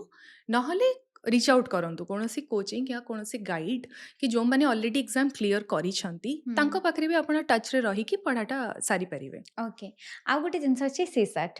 ବହୁତ ଜଣ ପିଲାଙ୍କୁ ଆମେ ଦେଖିଛୁ ବହୁତ ଭଲ ମାର୍କସ୍ ରଖିଛନ୍ତି ଜିଏସ୍ରେ କିନ୍ତୁ ସିସାଟ୍ କ୍ରାକ୍ କରିପାରିନାହାନ୍ତି ସିସାଟ୍ରେ ଫେଲ୍ ହେଇଯାଇଛନ୍ତି ଆପଣ ସେଇଟାକୁ କେମିତି ଦେଖିଥିଲେ ସିସାଟ୍କୁ ସିସାଟ୍ ଏବେ ତ ଆହୁରି ଟଫର ହେଇ ଚାଲିଛି ହୁଁ ବୋଥ ୟୁପିଏସସି ଏଣ୍ଡ ଓପିଏସସି ରେ। ହୁଁ କିନ୍ତୁ ଇଭେନ୍ ଆଜ ଏ କମର୍ସ ଷ୍ଟୁଡେଣ୍ଟ ଆପଣଙ୍କୁ ଟିକେ ଇଜି ଥିବ ସି ସାର୍। ମ୍ୟାଥ୍ସ ମୋର ଭଲ ଲାଗେ, ହୁଁ ଆଉ ସିସାଟ୍ରେ ଆପଣଙ୍କର ରିଜନିଂ ଆଣ୍ଡ ଆପ୍ଟିଟ୍ୟୁଡ୍ ମିଲି ଆସେ, ତ ମୋ ପାଇଁ ଇଜି ଥିଲା, ମୁଁ ଏତେ ଡିଫିକଲ୍ଟି ଫେସ୍ କରିନି। ବଟ୍ ହୁଁ ତାପର 21 ବ୍ୟାଚ୍ରୁ ଟିକେ ଟଫ୍ ହେଉଛି, ହୁଁ ତ ମୁଁ ସଜେଷ୍ଟ କରିବି ପିଲାଙ୍କୁ ଆସ୍ପିରେଣ୍ଟସ୍କୁ କି ସେଟାକୁ ବି ନେଗ୍ଲେକ୍ଟ କରନ୍ତୁ ନାହିଁ, ହୁଁ ପଢ଼ିକି ରେଡ଼ି ହେଇକି ହିଁ ଯାଆନ୍ତୁ। ଆଉ ଗୋଟେ ପାର୍ଟ ଅଛି ଏସେ ରାଇଟିଂ। ଏସେ ରାଇଟିଂଟା କେମିତି ଷ୍ଟାର୍ଟ କରିବା ଦରକାର? ଆମେ ଏତେ ପାଠ ପଢ଼ିଥାଉ ସେଇ 2 ବର୍ଷ ଭିତରେ, ହୁଁ starting from current affairs to GS, ହୁଁ ସବୁ ବିଷୟରେ କିଛି ନା କିଛି ନଲେଜଟା ଗୋଟେ ଆକ୍ୟୁମୁଲେଟ୍ ହେଇଯାଇଥାଏ ହୁଁ ଅଲରେଡ଼ି। ସୋସିଓଲୋଜି ଯେମିତି ମୋର ଥିଲା ଅପସନାଲ୍, ହୁଁ ମୁଁ ସୋସିଓଲୋଜିରେ ସୋସାଇଟି ବିଷୟରେ ଯେତିକି ବି ପ୍ୟାରାମିଟର୍ସ ରହିଛି ତା ବିଷୟରେ ଆମେ ପଢ଼ି ସାରିଥିଲୁ। ହୁଁ ତ ଏସେରେ ବି ମୋର ୱିମେନ୍ ଏମ୍ପାୱାରମେଣ୍ଟ ଆସିଥିଲା, ମୁଁ ଲେଖିଥିଲି women empowerment, I okay steel remember. ତ ମୁଁ ସେଥିରୁ ପଲିଟିକାଲ ଆଙ୍ଗେଲଠୁ ନେଇକି ତାଙ୍କର ସୋସିଆଲ ଆଙ୍ଗେଲଠୁ ନେଇକି ସବୁ ଆଙ୍ଗେଲ ଲେଖିଥିଲି, ହୁଁ and I scored one of the highest in essay in my batch. ହୁଁ ସୋ ମୋତେ ଲାଗେ ନଲେଜ ଅଲରେଡ଼ି ଆକ୍ୟୁମୁଲେଟ୍ ହେଇଥାଏ, ତା ଉପରେ ଆପଣଙ୍କୁ ଟିକେ ଡେଟା ବେଟର କେମିତି କରିପାରିବେ ସେଇ ହିସାବରେ ଲେଖିବାକୁ ପଡ଼େ। ହୁଁ ଯୋଉ ପିଲା ଷ୍ଟାର୍ଟ କରୁଛନ୍ତି ଏବେ civil service,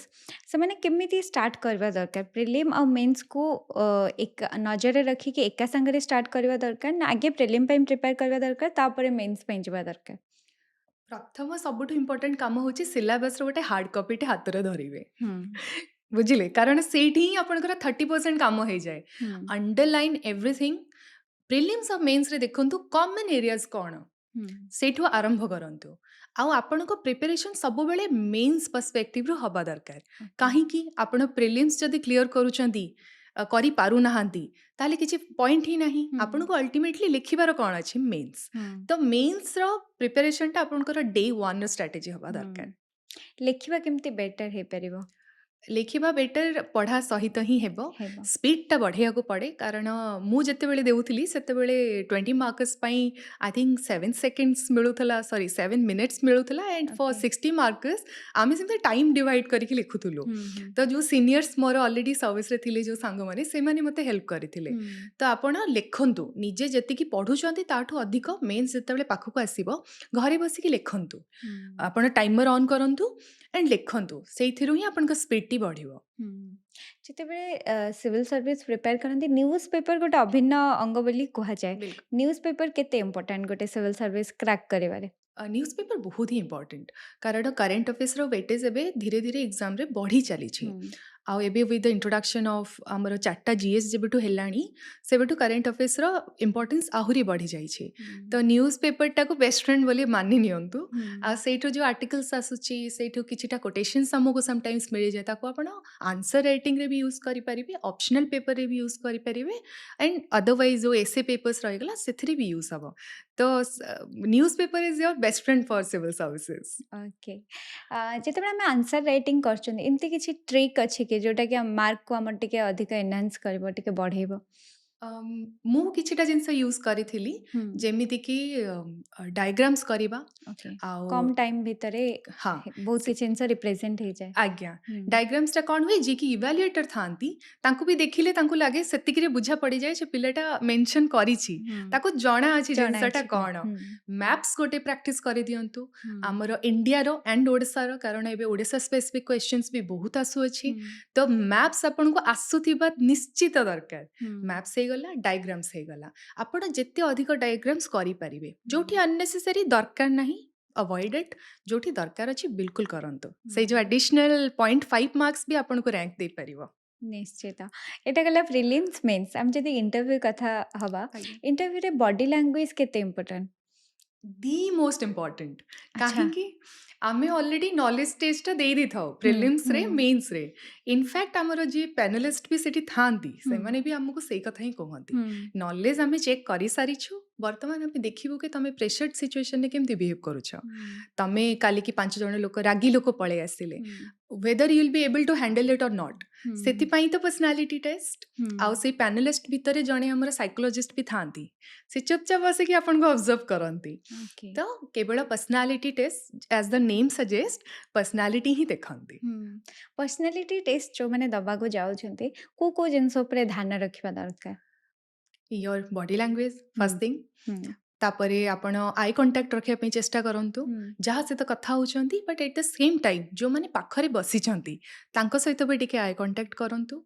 and don't laugh a lot but at the same time बहुत सीरियस भी फेसियल एक्सप्रेशंस रखंतु नाही गोटे स्मित हास्य कि छोट हसटे आपण फेस रे रहिबा दरकार प्लेजेंट लागिबा दरकार आपण आ जदि नर्वस अछंती सेटाको ओवरकम करिया पे चेष्टा करंतु मुहरे सेटा देखा जबको दियंतु नाही कारण आमे समस्ते नर्वस हो किंतु सेटा एविडेंट हवा कथा नुह नुह अटायर बहुत मैटर करे इंटरव्यू रे काहे केते मैटर करे किछिटा पर्टिकुलर आउटफिट थाए जोटा कि हमको टिके स्मार्टर देखाए मुझे बिना आयर्न कि पुराना कपड़ाटे पिंधिकी पळेले maybe I won't look like an officer or a serious person जे कि मु जो काम पई जाउची ताकू नै कि मु सीरियस अछि कारण मु जते निज ऊपर ही काम करि पानी मु आपन के लाइफ कोन बेटर करिवि ସେଥିପାଇଁ ଏଟା ମ୍ୟାଟର କରେ मैटर करे କିନ୍ତୁ ଯଦି ଆମେ ଦେଖିବା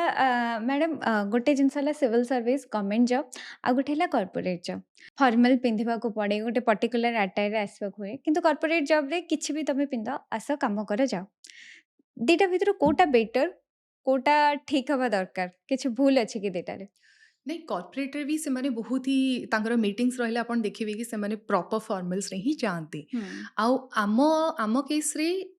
फॉर्मल्सटा तो वेस्टर्न फॉर्मल्स नुहे बट एबे भी आम इंडियन फॉर्मल्स रे रोजु आपण आईएएस ऑफिसर्स को देखिबे बंद गला हे गला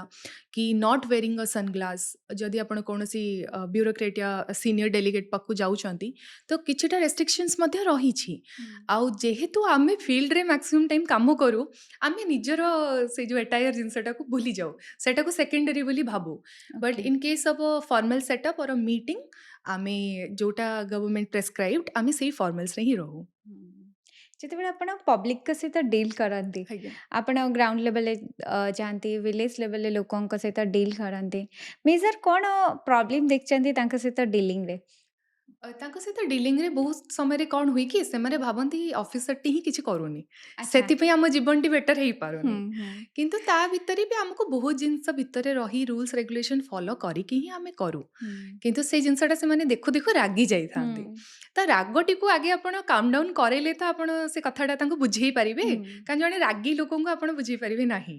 ତ ସେଇଟା ମୋତେ ଲାଗେ ମେନ୍ ଚ୍ୟାଲେଞ୍ଜ କାରଣ ଏଗ୍ରାଭେଟ୍ ହେଇଥିବା ଲୋକକୁ ଯଦି ଆପଣ ବି ଏଗ୍ରାଭେଟ୍ ହେଇକି ଆନ୍ସର ଦେଇଦେଲେ ତ କଥାଟା ଆହୁରି ବିଗିଡ଼ି ଯାଏ ବିଗିଡ଼ିଯାଏ ସେଇଟା ହିଁ ଗୋଟେ ସିଭିଲ୍ ସର୍ଭେଣ୍ଟ ଗୋଟେ ପବ୍ଲିକ୍ ସର୍ଭେଣ୍ଟର କାମ ୟେସ୍ ଯଦି କୌଣସି ପ୍ରୋବ୍ଲେମ୍ ହେଉଛି ସିଟିଜେନ୍ସ ମାନେ ବ୍ୟୁରୋକ୍ରାଟ୍ସକୁ ରେସ୍ପନ୍ସିବଲ୍ ଭାବନ୍ତି ଆଉ ବ୍ୟୁରୋକ୍ରାଟ୍ସ କୁହନ୍ତି ସିଷ୍ଟମ୍ରେ ପ୍ରୋବ୍ଲେମ୍ ରହୁଛି ଆକ୍ଚୁଆଲି ରେସ୍ପନ୍ସିବିଲିଟି କେଉଁଠି ରହୁଛି ମୁଁ ଯେମିତି ଆପଣଙ୍କୁ କହିଲି ଅର୍ଲିୟର ପଲିସି ମେକିଂ ଆଣ୍ଡ ପଲିସି ଏକ୍ଜିକ୍ୟୁସନ୍ ଏ ଦୁଇଟା ସାଙ୍ଗରେ ହେଲେ ହିଁ ଗୋଟେ କାମଟା ଇଫେକ୍ଟିଭଲି ହେଇପାରେ ତ ଲାଇକ୍ ୱାଇଜ୍ ପ୍ରତ୍ୟେକଟି ଜିନିଷ ରୁଲ୍ସ ରେଗୁଲେସନ୍ ଭିତରେ ରହିକି ହିଁ ହେବା ଦରକାର ସେଇଥିପାଇଁ କିଛିଟା ଲ୍ୟାକୁନା ଆମ ପାଖରେ ରହିଯାଏ କିନ୍ତୁ ଆମେ 100% ଚେଷ୍ଟା ତ କରୁଛୁ ଆଣ୍ଡ ଏବେ ତ ବହୁତ ଚେଞ୍ଜେସ୍ ଆସିଲାଣି ତଥାପି ମୁଁ ଏବେ ପଚାରିବି ଆମ ସିଷ୍ଟମ୍ରେ ଏବେ କ'ଣ କ'ଣ ଲାକୁନା ଅଛି କେଉଁ କେଉଁ ଜିନିଷକୁ ଏବେ ଆଡ୍ରେସ୍ କରିବା ଦରକାର ସିଷ୍ଟମ୍ ତ ମୋତେ ଲାଗୁଛି ଠିକ୍ ଚାଲିଛି ଏବେ ଆମେ ଠିକ୍ ସେ କାମ କରୁଛୁ କାରଣ ଆପଣ ଯଦି ଦେଖିବେ ଓଡ଼ିଶାର ଇକୋନୋମି ହେଇଗଲା ଅନଏମ୍ପ୍ଲୟମେଣ୍ଟ ରେସିଓ ହେଇଗଲା କି women's representation in various fields ସବୁ ଜିନିଷରେ ଡେଭଲପମେଣ୍ଟ ଆସିଛି so yes we are on the right path ଆମେ ଫାଷ୍ଟରୁ କଥା ହେଉଥିଲେ ସିଭିଲ୍ ସର୍ଭିସର କ୍ରେଜ୍ ଉପରେ ସେତେବେଳେ ଆମେ କଥା ହେଉଥିଲେ ଡକ୍ଟର୍ସ ମାନେ ହାଇଲି ପେଡ୍ ଜବ୍ ହୋଲ୍ଡର୍ସ ମାନେ ଜବ୍ ଛାଡ଼ିକି ସେମାନେ ସିଭିଲ୍ ସର୍ଭିସ୍ ଜଏନ୍ କରୁଛନ୍ତି କିନ୍ତୁ ଆମେ ବହୁତ ସାରା ସିଭିଲ୍ ସର୍ଭେଣ୍ଟସ୍କୁ ଦେଖୁଛୁ 2-3 ବର୍ଷ ଜବ୍ କରିସାରିଲା ପରେ ସର୍ଭିସେସ୍ରେ ରହିସାରିଲା ପରେ ସେମାନେ ଭିଆର୍ ନେଇଯାଉଛନ୍ତି ରେଜିଗ୍ନେସନ୍ ଦେଇ ଦେଉଛନ୍ତି କ'ଣ ପାଇଁ ଦେଖନ୍ତୁ ପ୍ରଥମ ଜିନିଷ ହେଉଛି ପ୍ରେସରାଇଜ୍ଡ ସିଚୁଏସନ୍ରେ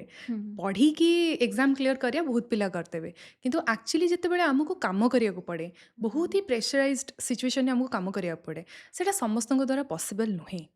ସେକେଣ୍ଡଲି ସେମାନଙ୍କର ଆସ୍ପିରେସନ୍ସ ଡିଫରେଣ୍ଟ ଥାଏ ଲାଇଫ୍ରୁ ମେ ବି ତାଙ୍କର ମନିଟେରୀ ଆସ୍ପିରେସନ୍ସ ଆର୍ ମଚ୍ ହାୟର ଦେନ୍ ଅ ସାଲେରୀ ଅଫ୍ ଆଇଏଏସ୍ ଅଫିସର ଅର୍ ଆନ୍ ଓଏସ୍ ଅଫିସର ତ ସେଥିପାଇଁ ସେମାନେ different platform and different opportunity ପାଇଁ ପଛରେ ଯାଆନ୍ତି ସମସ୍ତ ସିଭିଲ୍ ସର୍ଭିସ୍ ଆସ୍ପିରାଣ୍ଟଙ୍କର ଡ୍ରିମ୍ ଥାଏ ୟୁପିଏସ୍ସି କ୍ଲିୟର କରିବା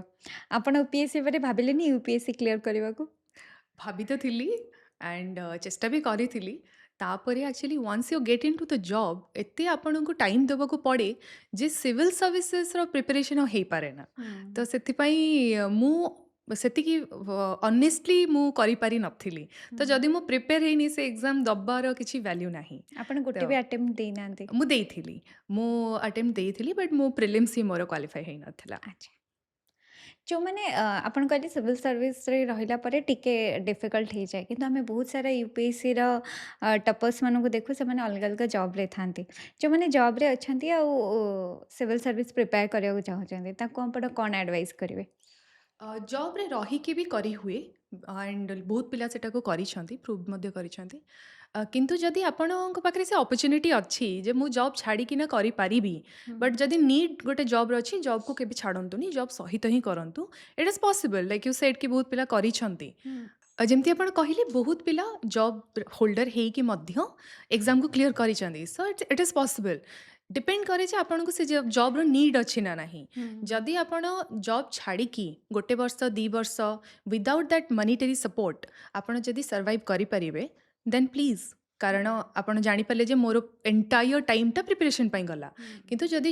ଜବ୍‌ର ନିଡ୍ ଅଛି ତାହେଲେ ଜବ୍‌ରେ ରହିକି ମଧ୍ୟ କରନ୍ତୁ। ବହୁତ ପିଲା କରିଛନ୍ତି ଆଣ୍ଡ ଆପଣ ବି କରିପାରିବେ। ବନ୍ଦନା ଆମେ ଯେମିତି ଫର୍ଷ୍ଟରୁ କଥା ହେଉଥିଲେ ଯେ ଫିଲ୍ମ ଗୋଟେ ମୁଭି ଗୋଟେ ସୋସିଆଲ ରେସ୍ପନ୍ସିବିଲିଟି ନିଏ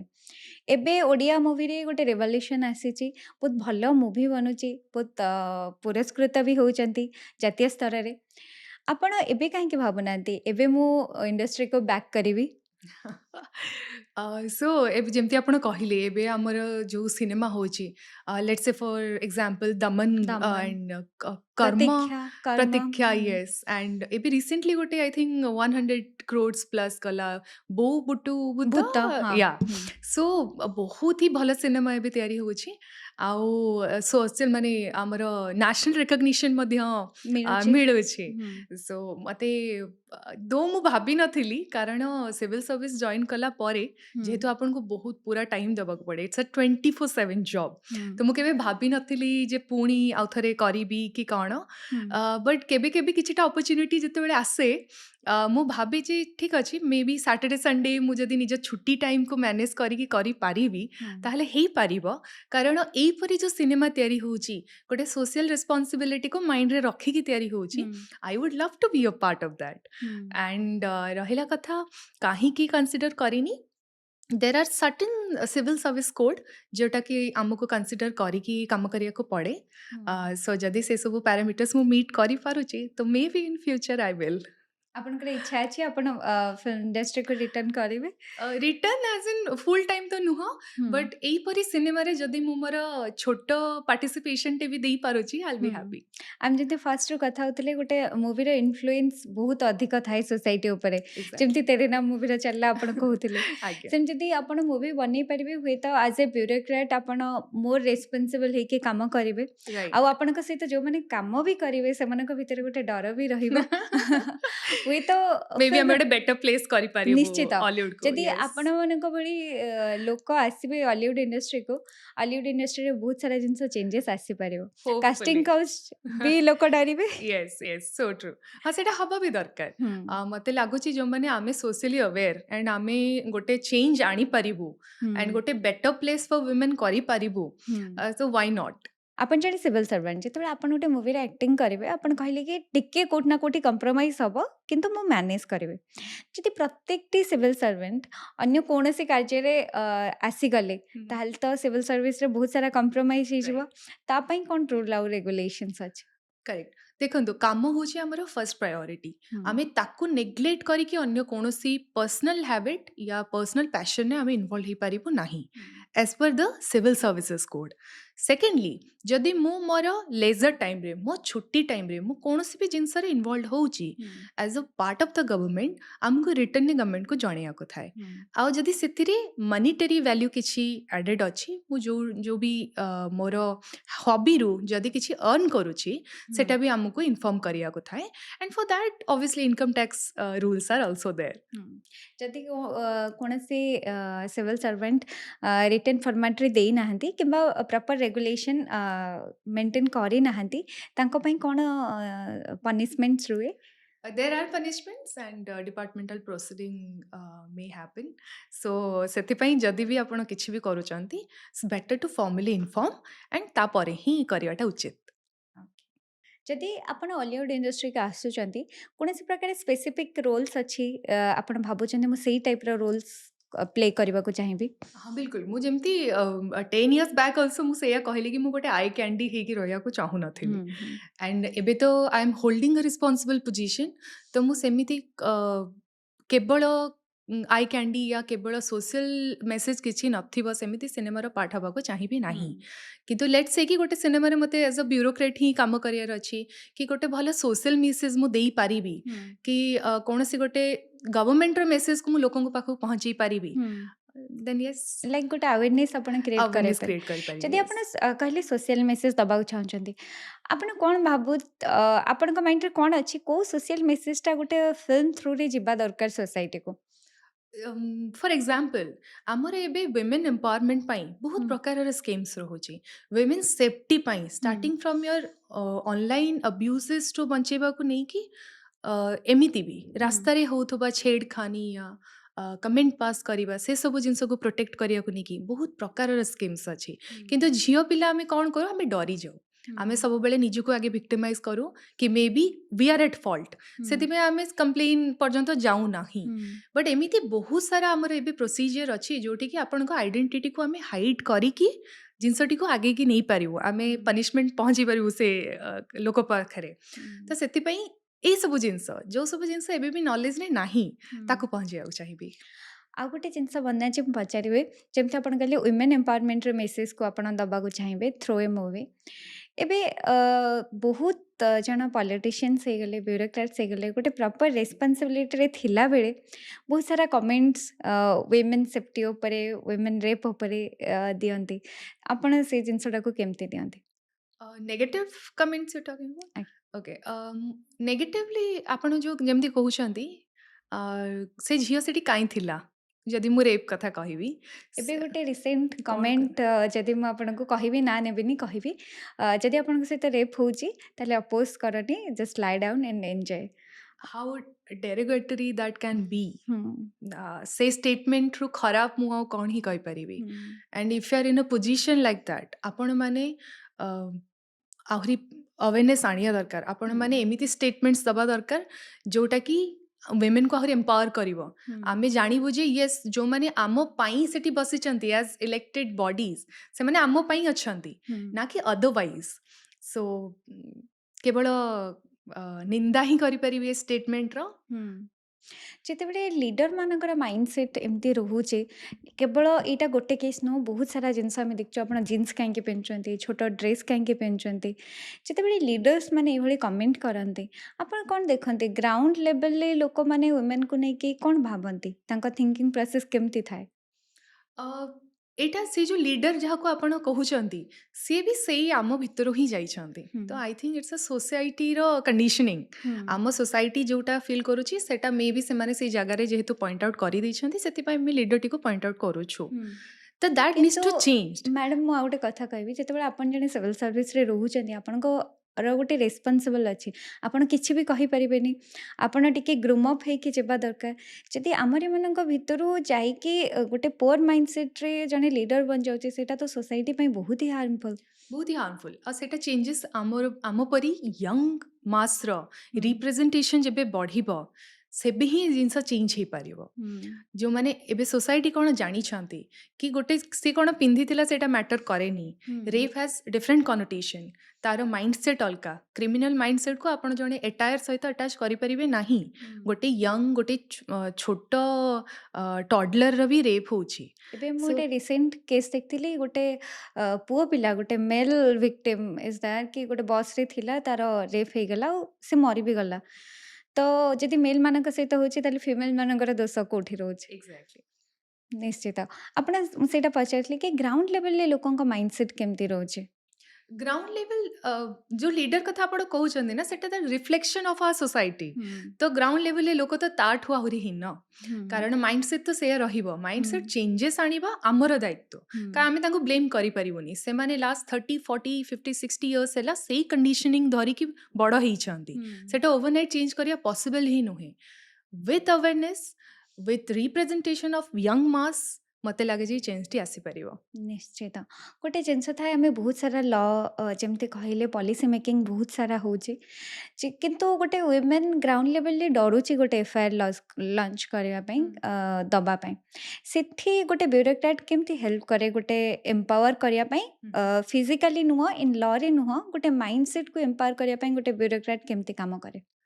ଫର୍ଷ୍ଟଲି ଆମେ ତ ଗୋଟେ ଅଫିସର ଭଳିଆ ସେଠି ବିହେଭ୍ କରିବା କଥା ନୁହଁ। ହୁଁ ୱି ସୁଡ୍ ବିହେଭ୍ ଲାଇକ୍ ଅ ଫ୍ରେଣ୍ଡ। ହୁଁ ସେ କମ୍ଫର୍ଟେବଲ୍ ହବା ଦରକାର କି ହୁଁ ୟେସ୍ ମୁଁ ଆଙ୍କ ସହିତ ସେୟାର କରିପାରିବି। ତାଙ୍କୁ ଆମେ ହିଁ ଆୱେୟାର କରେଇ ପାରିବୁ କି ଆପଣଙ୍କ ପାଇଁ ଏଇ ପ୍ରକାରର ପ୍ରୋଭିଜନ୍ସ ରହିଛି, ହୁଁ ଲଜ୍ ରହିଛି ଆଉ ଲ ଆପଣଙ୍କ ଅଗେନଷ୍ଟରେ ନୁହେଁ, ଆପଣଙ୍କ ହୁଁ ଫର୍ରେ ଅଛି। ସେଇଟା ଆଜ୍ ଅ ଫ୍ରେଣ୍ଡ ବିହେଭ୍ କରି ତାଙ୍କୁ ଇଣ୍ଟିମିଡେଟ୍ ନ କରି ତାଙ୍କୁ କମ୍ଫର୍ଟେବଲ୍ କରେଇକି ହିଁ ଆମେ କରେଇ ପାରିବୁ। ହୁଁ। ଆଉ ଗୋଟେ ଜିନିଷ ପଚାରିବି ଆପଣ ଜଣେ ୱିମେନ୍ ଯେମିତି ଆପଣ କହିଲେ ସୋସାଇଟିର ଗୋଟେ ରିଫ୍ଲେକ୍ସନ୍ ହେଉଛନ୍ତି ଲିଡର ମାନେ ଆପଣ ଗ୍ରାଉଣ୍ଡ ଲେଭେଲରେ ଯାଉଛନ୍ତି ପବ୍ଲିକ ସହିତ ଡିଲ୍ କରୁଛନ୍ତି କେବେ କୌଣସି ଦେଖି ନାହାନ୍ତି ମିସବିହେଭ୍ କରିବା କିମ୍ବା ପବ୍ଲିକର ଗୋଟେ ଅଲଗା ନଜରରେ ଆପଣଙ୍କୁ ଦେଖିବା ସେମିତି କେବେ ଫେସ୍ କରିନାହାନ୍ତି ଆପଣ? ଲକିଲି ନୋ, ମୁଁ ତ କେବେ ସେମିତି ଫେସ୍ କରିନି। ଆଣ୍ଡ ମୋତେ ଲାଗୁଛି ଅଫିସର୍ସଙ୍କ ସହିତ ସେମିତି ହେଉନଥିବ ଯେହେତୁ ୱି ହ୍ୟାଭ୍ ସର୍ଟନ୍ ପାୱାର। ତ ସେମିତି ଲୋକ ବିହେଭ୍ କରିବା ପୂର୍ବରୁ ଚିନ୍ତା ନିଶ୍ଚିତ କରୁଥିବେ। But unfortunately in the past ସେମିତି ଜିନିଷ ହେଇଛି। ୱିମେନ୍ ଅଫିସର୍ସ ହାରାସ୍ ହେଇଛନ୍ତି ଆଣ୍ଡ ତାଙ୍କୁ ଫିଜିକାଲି ବି ଅବ୍ୟୁଜ୍ କରିବା ପାଇଁ ଚେଷ୍ଟା କରାଯାଇଛି, ଯେଉଁଟାକି ଏବେ ବହୁତ ମାତ୍ରାରେ କମିଲାଣି। ୱାଇ? ବିକଜ ଆୱେରନେସ୍ ବଢ଼ିଲାଣି, ଏଜୁକେଟେଡ୍ ଲୋକ ଅଧିକ ଅଛନ୍ତି। ଆପଣ ସେଟା ପଲିଟିସିଆନ୍ସ କୁହନ୍ତୁ ୟା ଆମ ଅଫିସରେ କୁହନ୍ତୁ, ଜେନେରାଲି ଅଲସୋ ଏଜୁକେସନର ପରସେଣ୍ଟେଜ ବଢ଼ିଛି। ସେଥିପାଇଁ ଅଫିସରକୁ ସେମାନେ ଅଫିସର ଭଳିଆ ରେସ୍ପେକ୍ଟ ଦେଇକି ହିଁ କଥାବାର୍ତ୍ତା କରନ୍ତି। ମ୍ୟାମ୍ ଆମେ କଥା ହେଲେ ୱିମେନ୍ ଏମ୍ପାୱାରମେଣ୍ଟ ଉପରେ ଆଉ ଗୋଟେ ଇସ୍ୟୁଜ୍ ଆପଣ ରେଜ୍ କରିଥିଲେ ଫର୍ଷ୍ଟରୁ ଗୋଟେ ଏଜୁକେସନ୍ ଆଉ ଗୋଟେ ଅନଏମ୍ପ୍ଲୟମେଣ୍ଟ କୋଉଠି ନା କୋଉଠି ଦୁଇଟା ଯାକ ଦୁଇ ଜଣଙ୍କ ସହିତ ଜଡ଼ିତ ବିଲକୁଲ ଏଜୁକେସନ୍ ସହିତ ଅନଏମ୍ପ୍ଲୟମେଣ୍ଟ ବିଲକୁଲ। ଅନଏମ୍ପ୍ଲୟଡ ସହିତ ଏଜୁକେସନ୍ ଆମ ଏଜୁକେସନ୍ ସିଷ୍ଟମରେ ଆମ ଏଜୁକେସନ୍ ପଲିସିରେ କ'ଣ ଲାକୁନା ରହୁଛି? ଦେଖନ୍ତୁ ଏବେ ବି ଓଡ଼ିଶାରେ ଆପଣ ଦେଖିବେ drop out ratio is very high. ହୁଁ ସ୍କୁଲକୁ ଆସନ୍ତି ସେମାନେ କେବଳ ମିଡ୍ ଡେ ମିଲ୍ ପାଇଁ ଆଣ୍ଡ ତାପରେ ଚାଲିଲେ, ସେମାନେ ପାଠ ବି ପଢ଼ୁନାହାନ୍ତି। କାହିଁକି? ଦେର୍ ଆର୍ ମେନି ସ୍କୁଲ୍ସ ଯୋଉଠି ଜଣେ ଟିଚର ହୁଁ ପୁରା ଏଣ୍ଟାୟର ସ୍କୁଲକୁ ପାଠ ପଢ଼ାଉଛନ୍ତି। ହୁଁ ଆପଣ ଭାବିପାରୁଛନ୍ତି? ହୁଁ ମାନେ ଷ୍ଟାଣ୍ଡାର୍ଡ 1 ଟୁ ଷ୍ଟାଣ୍ଡାର୍ଡ 10th ହୁଁ ଜଣେ ହିଁ ଟିଚର ପାଠ ପଢ଼ାଉଛନ୍ତି। ସେଟା କେମିତି ପସିବଲ୍ ହବ? ନା ସେ ସବୁ ପିଲାଙ୍କୁ ଦେଖିପାରିବେ, ନା ହିଁ ସେ ସିଲାବସ୍ ପୁରା କଭର କରିପାରିବେ। ତ ଦିସ୍ ଲାଇଜ୍ ୱିଥ୍ ଅ ଗଭର୍ଣ୍ଣମେଣ୍ଟ କି ଏମ୍ପ୍ଲୟମେଣ୍ଟ ଜେନେରେଟ୍ କରନ୍ତୁ। ଯେତିକି ଆମର ଭ୍ୟାକେନ୍ସିଜ୍ ରହିଛି ଟିଚର୍ସ ରହିବା ଦରକାର, ନହେଲେ ଆମର ୟୁଥ୍ର ଏଜୁକେସନଟି ଇଜ୍ ଆଟ୍ ଷ୍ଟେକ୍। ମ୍ୟାଡ଼ାମ୍ ଆଉ ଗୋଟେ କଥା କହିବି ଆ ପୂର୍ବରୁ ମୁଁ ଗୋଟେ ପଡ଼କାଷ୍ଟ କରିଥିଲି ୟଙ୍ଗ ଟିଙ୍କ ସିଏ ବୁକ୍ କେସ୍ ନଲେଜ ଠାରୁ ଅଧିକ ପ୍ରାୟୋରିଟି ଦିଅନ୍ତି ପ୍ରାକ୍ଟିକାଲ ନଲେଜକୁ ଆଉ ତାଙ୍କର ଗୋଟେ ଟିମ୍ ନାସାରେ ବି ଯାଇକି ପହଞ୍ଚିଥିଲା ଥରେ ନୁହଁ ଦୁଇ ଥର ଯାଇକି ପହଞ୍ଚିଛନ୍ତି ଆଉ ୱିନର ବି ହେଇଛନ୍ତି। ଆମର ସେଇଟା ଲାକୁନା ରହୁଛି କି ଆମେ ବୁକିସ୍ ନଲେଜକୁ ବେଶୀ ଇମ୍ପୋର୍ଟାନ୍ସ ଦେଉଛନ୍ତି ପ୍ରାକ୍ଟିକାଲ ନଲେଜକୁ ଦେଉନାହାନ୍ତି ସ୍କିଲ୍ ଉପରେ ବେଶୀ କାମ କରୁନାହାନ୍ତି ସେଇଟା ଗୋଟେ ଅନଏମ୍ପ୍ଲୟମେଣ୍ଟର ରିଜନ୍ ରହୁଛି କି? ଇଟ୍ସ ଅ ପାର୍ଟ ଅଫ୍ ଇଟ୍। କାରଣ ଆପଣ ଦେଖନ୍ତୁ ଆମର ଯେଉଁ ସିଲାବସ୍ ରହୁଛି ଫାଉଣ୍ଡେସନାଲ ୱେରେ ମାନେ ଷ୍ଟାଣ୍ଡାର୍ଡ 1ରୁ, ସେଥିରେ ଆପଣଙ୍କର ପ୍ରାକ୍ଟିକାଲ ନଲେଜ ଖୁବ୍ କମ୍। ଇଭେନ୍ ପିଟି ଫିଜିକାଲ ଟ୍ରେନିଂରେ ବି ଆପଣ ଦେଖିବେ ଯେ maximum time physical training properly ହେଉନି। କାହିଁକି ହେଉନି? We need to work on it. ଆମକୁ ରିଭିଜନ୍ ଆଣିବାକୁ ପଡ଼ିବ, ଇନ୍ ଦ ଆମେଣ୍ଡମେଣ୍ଟସ୍ ଆଣିବାକୁ ପଡ଼ିବ ଆମର ଅଲରେଡ଼ି ଏକ୍ଜିଷ୍ଟିଂ ସିଲାବସ୍ରେ। ସେଥିରେ ସ୍କିଲ୍ ଡେଭଲପମେଣ୍ଟ, ଡିଫରେଣ୍ଟ ସ୍କିଲ୍ସ ପିଲାଙ୍କୁ ଶିଖେଇବା, because already we are in AI generation. ତ ନେକ୍ସଟ ଯେଉଁ ପିଲାମାନେ ଆସିବେ ତାଙ୍କୁ ନିଶ୍ଚିତ ଡେଭଲପମେଣ୍ଟ ୱେରେ ସହିତ କାମ କରିବାକୁ ପଡ଼ିବ। ତ ଆମେଣ୍ଡମେଣ୍ଟ ଆଣିବା ନିଶ୍ଚିତ ଜରୁରୀ। ଆଉ ଗୋଟେ ଜିନିଷ ମ୍ୟାଡ଼ାମ୍ ମୁଁ କହିବି ଗୋଟେ ପ୍ରୋବ୍ଲେମ୍ ଅନଏମ୍ପ୍ଲୟମେଣ୍ଟର ଯେଉଁଟା ମୁଁ ଅନୁଭବ କରୁଛି ଗୋଟେ ହେଉଛି ଗଭର୍ଣ୍ଣମେଣ୍ଟ ଜବ୍ର କ୍ରେଜ୍ ଯେମିତି ଆମେ ଫାର୍ଷ୍ଟରୁ କଥା ହେଲି ସିଭିଲ୍ ସର୍ଭିସର ବହୁତ କ୍ରେଜ୍ ଅଛି ଗଭର୍ଣ୍ଣମେଣ୍ଟ ଜବ୍ରେ ବି ସେମିତି ସବୁ ଗଭର୍ଣ୍ଣମେଣ୍ଟ ଜବ୍ର କ୍ରେଜ୍ ଅଛି 3 ବର୍ଷ 4 ବର୍ଷ 5 ବର୍ଷ ଯେତେବେଳେ ମୁଁ ଆପଣଙ୍କର ସର୍ଚ୍ଚ କଲି ବନ୍ଦନା ପାରମାଣିକ ଇଣ୍ଟରଭ୍ୟୁ ବନ୍ଦନା ପାରମାଣିକ ଓଏସ୍ ଇଣ୍ଟରଭ୍ୟୁ ସେତେବେଳେ ଗୋଟେ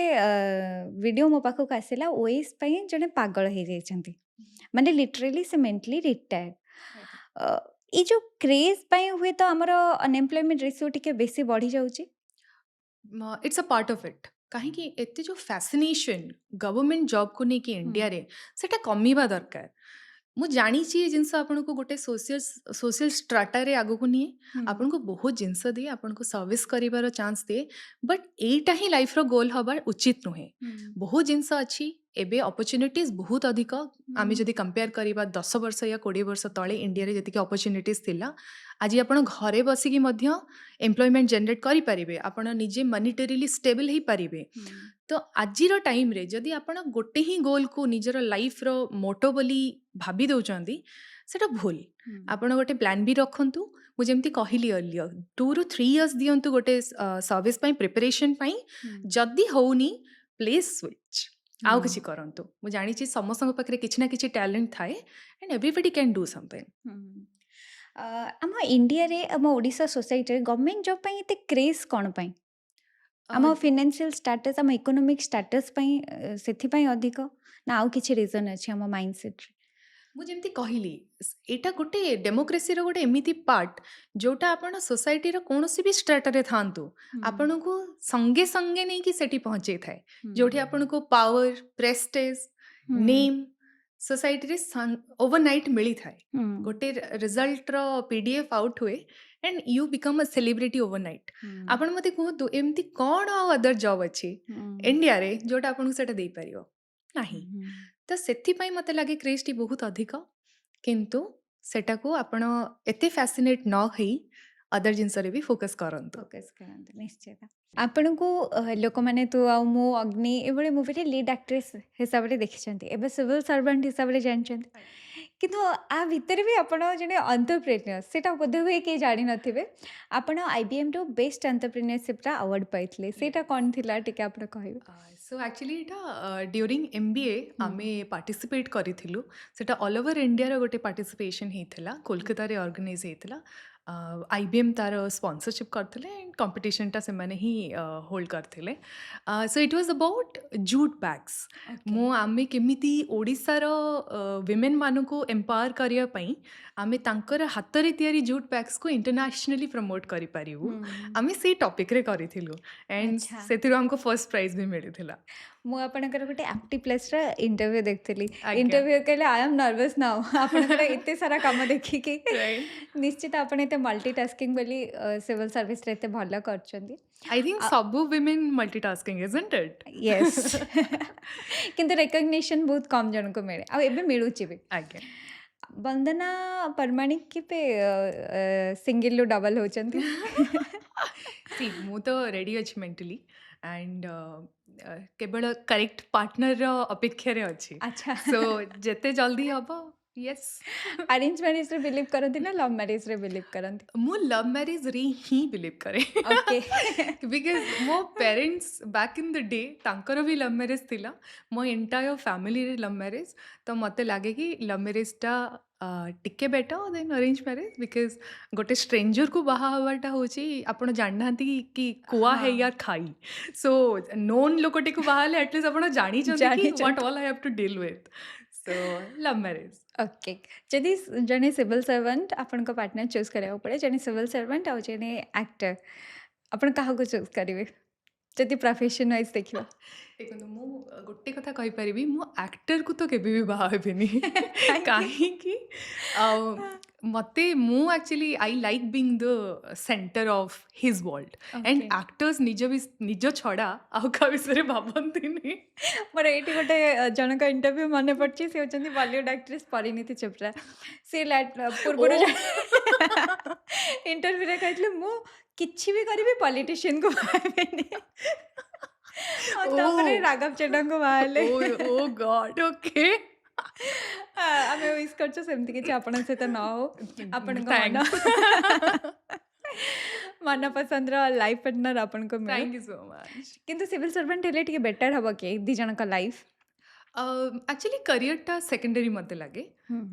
भल मनीषटे हिथिबो मते बुझी पारुथबो and compatibility matters the most तापरे से कोन करूछि सेटा ता परे आसियो किंतु आ गोटे जिनस प्रोफेशनल कंपैटिबिलिटी से आपन का जॉब को बुझी पारथबो रिस्पेक्ट कर पारथबो आपन भी बुझी पारथबे हां ए जिनस टिके बेटर हे जाय कि लाइफ जदि जने सिविल सर्वेंट आ जने सिविल सर्वेंट को बाहा होचंती कि सांगर होचंती बिल्कुल एक्चुअली मु एमिति भाबे जे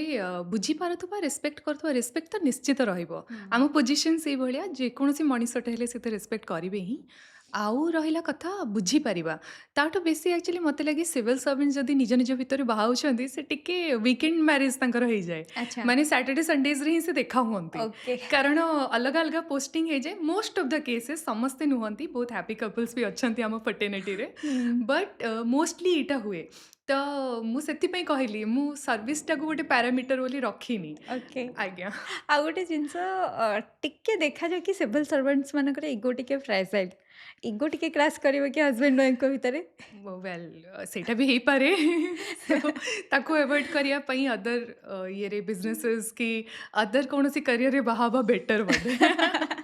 ଜଣେ ସିଭିଲ୍ ସର୍ଭାଣ୍ଟଙ୍କର ଗୋଟେ ଦିନର ସ୍କେଡ୍ୟୁଲ୍ କେମିତି ଥାଏ? ଟିକେ ଡିଫିକଲ୍ଟ ଥାଏ ସବୁଦିନ ସମାନ ନୁହେଁ କେବେ କେବେ ଆମେ 5:30ରେ ବି ଫ୍ରି ହେଇଯାଉ